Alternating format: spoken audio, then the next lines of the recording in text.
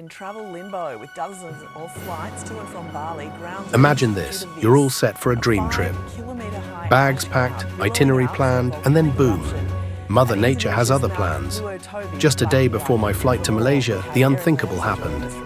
Lucky, Indonesia, usually a serene paradise, was rocked by violent volcanic eruptions. Ash clouds engulfed the skies, grounding flights across the region, especially those headed to Bali.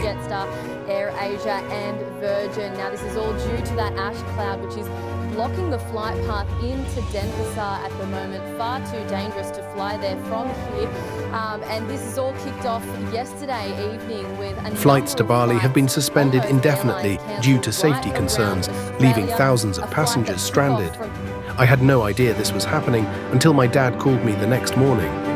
The worry in his voice, unmistakable.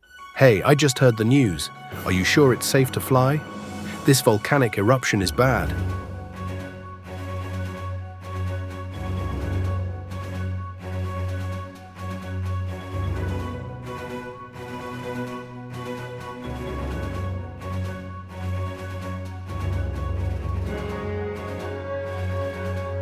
My stomach sank. What if Malaysia's airspace was affected too? What if my flight was cancelled? Should I even go? But then I thought, life's an adventure, right? I boarded that plane the next day, unsure of what lay ahead. And here's the twist. While Lawi was shrouded in ash, Malaysia welcomed me with open arms and clear skies.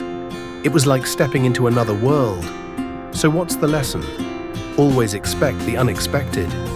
And if you're planning to visit Malaysia, trust me, it's worth every twist and turn. Don't forget to subscribe to Visit Malaysia 9 for more travel stories and updates. Let's explore the world, one adventure at a time.